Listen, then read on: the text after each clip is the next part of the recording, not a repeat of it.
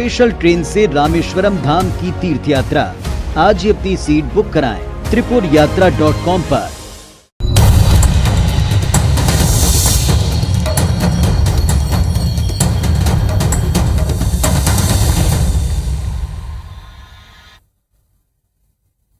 नमस्कार, मैं हूं पुनीत पाठक। छत्तीसगढ़ के दिन भर का अपडेट लेकर हाजिर हैं हम।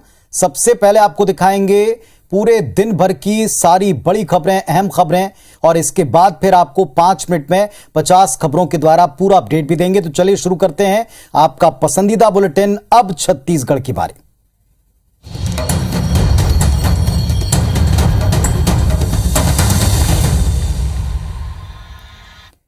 चलिए सबसे पहले एक विवाद की बात कर लें। सारंगढ़ की कांग्रेस विधायक अपनी साड़ी की वजह से विवादों में आ गई हैं। साथ ही सोशल मीडिया के ऊपर उनको लगातार ट्रोल किया जा रहा है और इस पर अब सियासत भी गर्मा गई। पूरा मामला इस रिपोर्ट में देखें आप। यह है रायगढ़ की सारंगढ़ सीट से कांग्रेस विधायक उत्तरी जांगड़े, जो अपनी साड़ियों की वजह से विवादों में घिर गई हैं। दरअसल उत्तरी जांगड़े कृष्ण जन्माष्टमी के मौके पर एक कार्यक्रम में शिरकत करने पहुंची थी। इस दौरान उन्होंने सफेद रंग की गोल्डन बॉर्डर वाली साड़ी पहनी हुई थी। इस साड़ी में भगवान कृष्ण की तस्वीर भी छपी हुई है, जो उनके पैर के पास आ रही थी, जिसकी निंदा अखिल भारतवर्षीय यादव महासभा ने की है। साड़ी में भगवान श्री कृष्ण के, हमारे कुल देवता का पैरों के पास उनके छायाचित्र को देखा गया है, जिसमें हमारे अखिल भारतीय यादव महासभा इसका पुनर्जोर विरोध करते हैं। हालांकि कांग्रेस ने बिना वजह मामले को तूल देने का आरोप बीजेपी पर मढ़ दिया है। हर जगह उनका फोटो था। भाजपा के लोग ऐसा मुद्दा उठाते हैं, धार्मिक उन्माद फैलाने का ये काम करते हैं। भगवान राम और कृष्ण के नाम पर जहां सियासत छिड़ी हुई है, वहीं विधायक महोदय की कृष्ण प्रिंटेड साड़ी की वजह से अब फजीहत हो रही है। मुख्यमंत्री भूपेश बघेल ने आज न्याय योजनाओं के लिए 1750 करोड़ रुपए से अधिक की राशि जारी की। मुख्यमंत्री ने गोधन न्याय योजना से जुड़े लोगों को 5 करोड़ 24 लाख रुपए का भुगतान भी किया है। छत्तीसगढ़ के सीएम भूपेश बघेल ने शनिवार को राजीव गांधी किसान न्याय योजना और गोधन न्याय योजना की राशि हितग्राहियों के खाते में ट्रांसफर की। 26,21,000 किसानों को इनपुट सब्सिडी के रूप में 1,745 करोड़ रुपए की दूसरी किस्त दी गई। वहीं गोधन न्याय योजना से जुड़े लोगों को 5 करोड़ 24 लाख रुपए का भुगतान किया गया। और छत्तीसगढ़ सरकार ने राजीव गांधी किसान न्याय योजना की दूसरी किस्त और गोधन न्याय योजना की भी किस्त आज जारी किया गया। किसानों को फसल लागत मूल्य कम करने, उत्पादकता और विविधीकरण को बढ़ावा देने ये राशि दी जाती है।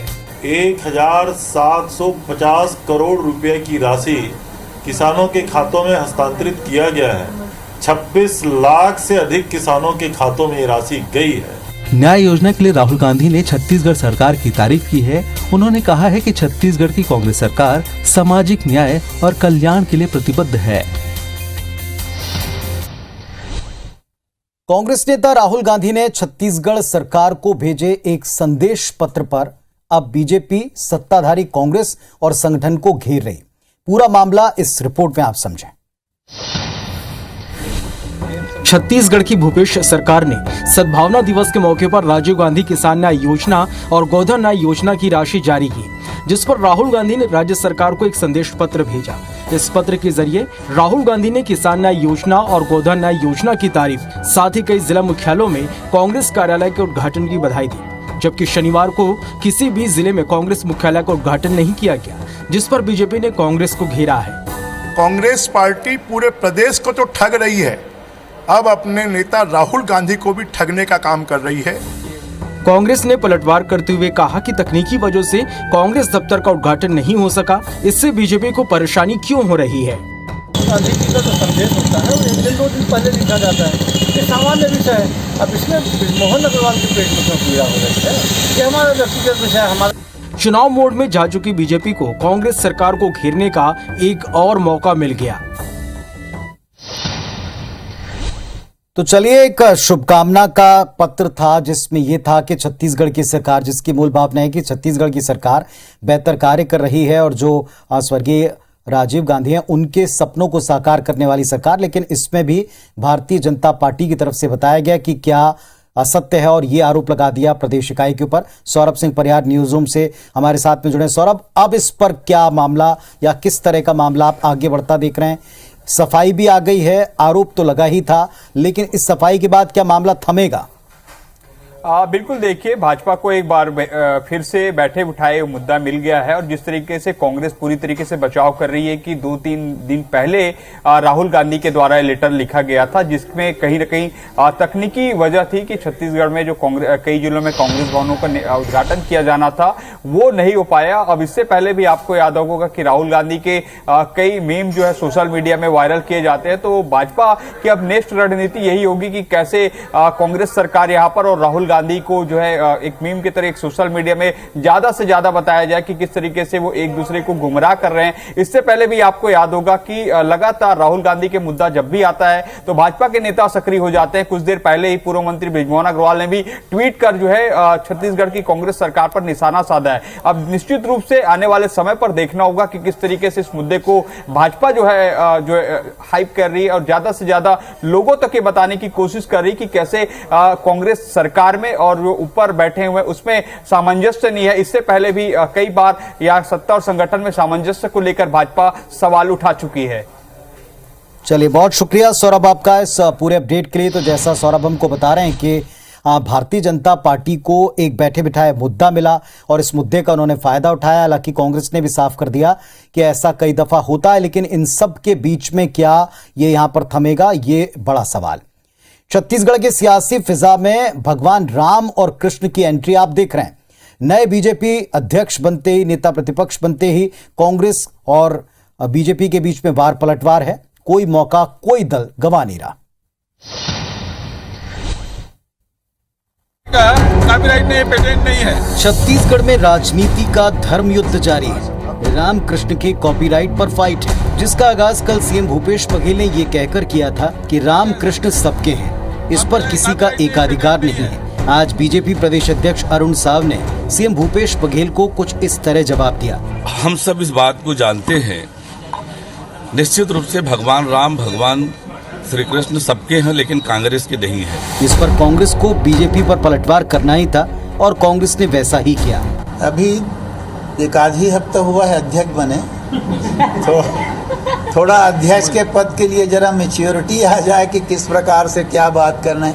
कुल मिलाकर दोनों ही दल धर्म की जमीन पर जमकर सत्ता की लड़ाई लड़ रहे हैं। दोनों पार्टियों के नेताओं में खुद को धर्म योद्धा साबित करने की एक होड़ दिखती है। सियासी फसल काटने कांग्रेस और बीजेपी दोनों दल हिंदुत्व का हल चला रहे हैं। वैसे केवल हिंदुत्व तक ही सीमित नहीं है, बल्कि अब बयान कहीं अगले स्तर पर जा रहे हैं। प्रदेश कांग्रेस अध्यक्ष मोहन मरकाम ने बीजेपी के नेता प्रतिपक्ष और प्रदेश अध्यक्ष को चुनौती दी। मरकाम ने साव और चंदेल से पूछा कि 23 हार गए तो क्या राजनीति छोड़ देंगे, संन्यास ले लेंगे? भारतीय जनता पार्टी लगातार चेहरे बदल रही है। इन 4 सालों में हर चुनाव लोगों ने हारा है। ये है कांग्रेस प्रदेश अध्यक्ष मोहन मरकाम, जो तकरीबन हर दिन अपने किसी न किसी बयान की वजह से खबरों में बने रहते हैं। जाहिर सी बात है, बयान बीजेपी के खिलाफ होते हैं। आज भी कुछ ऐसा ही हुआ। मोहन मरकाम ने बीजेपी प्रदेश अध्यक्ष अरुण साव, नेता प्रतिपक्ष नारायण चंदेल को कुछ इस तरह चुनौती दी। तो अगर वो भारतीय जनता पार्टी हार जाती है तो वो क्या राजनीति से संन्यास लेंगे क्या, मैं पूछना चाहता हूँ भारतीय जनता पार्टी के नेताओं को। तो मरकाम ने सीधे सीधे साव और चंदेल से सवाल पूछा। इस सवाल का जवाब कुछ इस तरह से आया। ये बताता है कि किस प्रकार का घमंड कांग्रेस के नेताओं में आया है। 2023 में कमल खिलेगा, जनता इन्हें खुद कुर्सी से उतार देगी। चलिए, सवाल हुआ, जवाब भी मिल गया, लेकिन असल सवाल तो ये कि ये सवाल कितना जरूरी था। इधर भाजपा के क्षेत्रीय संगठन मंत्री अजय जामवाल ने आज रायपुर संभाग में बैठक ली। 24 अगस्त को सीएम हाउस घेराव को लेकर आज रणनीति तय की गई।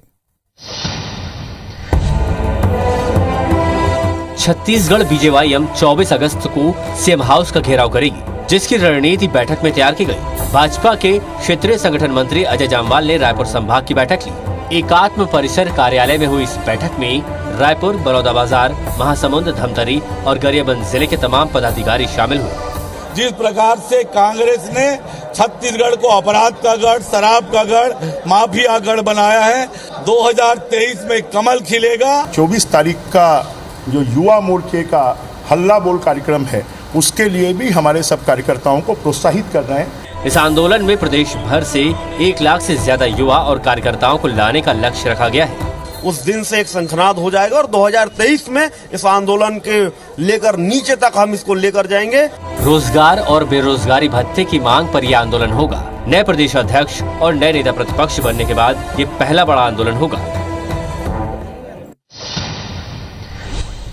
और सबको पता है कि छत्तीसगढ़ में अगले साल विधानसभा चुनाव हैं और उसके लिए कांग्रेस और बीजेपी दोनों दलों ने अपने अपने कार्यकर्ताओं को जनता से जुड़ने का साफ निर्देश दे रखा है। छत्तीसगढ़ में अगले साल विधानसभा चुनाव होने हैं, लिहाजा कांग्रेस और बीजेपी ने अभी से कमर कस ली है। त्योहारी सीजन के मद्देनजर बीजेपी कांग्रेस बड़े उत्सव की तैयारी कर रहे हैं, जिससे साफ है कि गणेश पूजा, दुर्गा पूजा और विजयादशमी में राजनीति देखने को मिलेगी। बीजेपी के मुताबिक कांग्रेस हमेशा हिंदू संस्कृति और परंपरा को दरकिनार करने की कोशिश करती है। भारतीय जनता पार्टी सिद्धांतों के साथ और अपनी विचारधारा के साथ काम करती है, ये बदलती नहीं है। कांग्रेस ने पलटवार करते हुए बीजेपी को 15 साल के कार्यकाल की याद दिलाई है। राजनीतिक रूप से भगवान श्री राम का नाम लेंगे, जय श्री राम का नारा लगाएंगे, लेकिन हमारे राम आराध्य हैं, हमारे राम हमारे भांजे हैं। ये भारतीय जनता पार्टी के लिए राजनीति का विषय हो सकता है, कांग्रेस के लिए हमारी संस्कृति को सहेजने का विषय है। विधानसभा चुनाव में भले ही 1.25 साल का वक्त हो, लेकिन जनता को अपना मुरीद बनाने की जी तोड़ कोशिश शुरू हो गई है। 2023 का ऊंट किस करवट बैठेगा, ये तो वक्त ही बताएगा। और चलिए अब जरा राजनीति से इतर एक तस्वीर का जिक्र कर लें। बिलासपुर में 2 युवकों की बेरहमी से पिटाई और जानलेवा हमले का एक मामला सामने आया। पुलिस ने इसमें 5 आरोपियों को गिरफ्तार किया है। लोहे के खंभे में बांधकर 2 युवकों की पिटाई का यह वीडियो बिलासपुर से सामने आया है। चोरी के शक में 5 युवकों ने 2 युवकों को तालिबानी सजा दी, लाठी डंडे और बैल से जमकर पिटाई की। मारपीट का ये वीडियो सोशल मीडिया पर तेजी से वायरल हो रहा है। पुलिस ने बलवा और हत्या की कोशिश का केस दर्ज कर मारपीट करने वाले 5 आरोपियों को गिरफ्तार कर लिया। रंगनिया के कुछ युवक वहां पर आए और उनको चोरी करने आए, ये बात का आरोप लगाते हुए उनके साथ मारपीट की गई। तिब्बत पुलिस के द्वारा उस मामले में अपराध पंजीबद्ध कर सुसंगत धारा में अपराध पंजीबद्ध किया गया है और उस आरोप में जो संलिप्त युवा थे 5 युवकों को गिरफ्तार कर माननीय न्यायालय पेश कर रिमांड में भेजा गया है। पिटाई खाने वाले दोनों युवक घुरु अमेरी के रहने वाले हैं, जो अपने चचेरे भाई के पास सीपत के बसा गांव जा रहे थे। इसी दौरान 5 युवकों ने चोर होने का शक जताते हुए पहले विवाद किया, फिर दोनों को बांधकर जमकर पीटा। बिजली के मामले में छत्तीसगढ़ की गणना सरप्लस स्टेट्स में होती है, मतलब जिनके पास ज्यादा बिजली है जरूरत से। शटडाउन की वजह से बिजली का उत्पादन आधा हो चुका है, लिहाजा कभी भी बिजली संकट यहां गहरा सकता है। छत्तीसगढ़ में बिजली संकट कभी भी गहरा सकता है। बीते कुछ दिन से हो रही बारिश के कारण बिजली की मांग में कमी जरूर आई है, लेकिन राज्य की बिजली उत्पादन कंपनियों के लगातार शटडाउन की वजह से उत्पादन घटकर आधा हो चुका है। आलम यह है कि राज्य में मांग की 2/3 बिजली सेंट्रल सेक्टर से आपूर्ति हो रही है, जबकि राज्य में बिजली की मांग 3500 मेगावाट से ज्यादा की है। फिलहाल पावर प्लांट में केवल 1280 मेगावाट ही बिजली का उत्पादन हो रहा है। बिजली प्लांटों में सुधार की जरूरत इसलिए भी है क्योंकि 2 दिन पहले ही power system operation corporation limited ने गुरुवार शाम अचानक छत्तीसगढ़ को सूचना दी कि रात 12 बजे से सेंट्रल सेक्टर से मिलने वाली बिजली पर रोक लगा दी जाएगी। इसकी सूचना मिलने पर छत्तीसगढ़ डिस्ट्रीब्यूशन कंपनी के अधिकारी हरकत में आए। 3 प्लांटों के अलग अलग यूनिट बंद होने से 1250 मेगावाट यूनिट बिजली का उत्पादन नहीं हो रहा है। ऐसे में अगर सेंट्रल सेक्टर से बिजली आपूर्ति बाधित होती है तो राज्य में बड़ा बिजली संकट उत्पन्न हो सकता है। बात एक और समस्या की, चिटफंड कंपनियों की हड़पी राशि वापस दिलाने पुलिस प्रशासन तेजी से कार्रवाई कर रही है और इस संबंध में रायगढ़ पुलिस ने चिटफंड कंपनियों के एजेंट्स के साथ में एक बैठक की। चीट फंड ये वो नासूर है जिसके चंगुल में फंसकर छत्तीसगढ़ के हजारों लोगों ने अपनी पूरी जिंदगी की कमाई गंवा दी है। रायगढ़ जिले में 27 अलग अलग मामले थानों में दर्ज हैं, जिसमें से 21 मामलों में चीट फंड कंपनियों की संपत्ति चिन्हित कर ली गई है, जिसकी कुर्की प्रक्रिया भी चल रही है। इस संबंध में एएसपी और नोडल अधिकारी ने एजेंट्स के साथ बैठक की। इसमें अभी जो एजेंट्स हैं जिनके नाम इस अपराध से हटाए गए हैं या उनको सरकारी गवाह बनाया गया है, उनकी एक मीटिंग ली गई है। उन मीटिंग में उनसे पूछा गया है कि जिस कंपनी में वो काम कर रहे थे, जिस कंपनी के वो एजेंट थे, उसके संपत्ति के संबंध में जानकारी दें, उनके संचालकों के संबंध में जानकारी दें और उसकी कुर्की नीलामी के पश्चात उसको बेचकर जो निवेशक हैं उनका पैसा वापस लौटाया जा सके। छत्तीसगढ़ के सीएम भूपेश बघेल ने निवेशकों की राशि वापस करने के निर्देश प्रशासन को दे दिए हैं, जिसके बाद चीट फंड कंपनियों की राशि जब्त करने और आरोपियों की गिरफ्तारी का सिलसिला तेजी से जारी है। अब बात पुलिस की। महिला पुलिसकर्मी अपनी ड्यूटी को सही तरीके से बिना किसी चिंता के कर सकें, इसके लिए सरगुजा एसपी भावना गुप्ता ने एक नई पहल की है। क्या पहल है, रिपोर्ट में जानें। यह है अंबिकापुर का स्नेह छाया केंद्र, जहां पुलिस विभाग में अपनी सेवाएं दे रही महिला पुलिसकर्मी अपने छोटे बच्चों को छोड़कर निश्चिंत रूप से अपनी ड्यूटी कर पा रही हैं। इस केंद्र में बच्चों के मनोरंजन के साथ खेलने, पढ़ने और आराम करने का इंतजाम किया गया है। यहाँ छोटे बच्चों को संभालने के लिए महिलाओं की ड्यूटी लगाई गई है। छोटे छोटे बच्चे लोगों को जितना भी है यहाँ पे लाके छोड़ सकते हैं, निश्चिंत होकर ड्यूटी कर सकते हैं और सुबह से शाम तक हमको ये रहता है कि वह पुलिस लोगों के संरक्षण में है। ड्यूटी के चलते महिला पुलिसकर्मियों को अपने छोटे बच्चों का ख्याल रखने में काफी परेशानी होती है। ऐसे में एसपी ने महिला पुलिसकर्मियों के इस दर्द को समझा। स्नेह छाया का यहाँ पे पुलिस लाइन में हमारे उद्घाटन किया गया, जिसका मेनली उद्देश्य यही है कि हमारे पुलिस परिवार के बच्चे जो हैं उनकी अच्छी देखभाल हो सके। महिला पुलिसकर्मी अपनी ड्यूटी सही तरीके से और बिना किसी चिंता के कर सकें, इसके लिए सरगुजा एसपी की नई पहल काबिले तारीफ है।